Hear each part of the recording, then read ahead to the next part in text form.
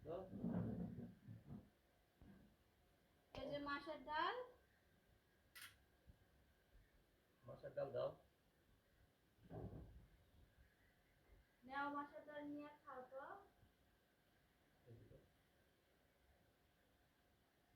ও কালারটা সেরকম ছিল। মাছের কাটা বাইছে তারপর রান্না করছি তোমার জন্য। সেন্টটা সেরকম বাড়ছে। এত গরম না। এই যে মাত্র রান্না করে চুলা থেকে উঠালাম। এরকম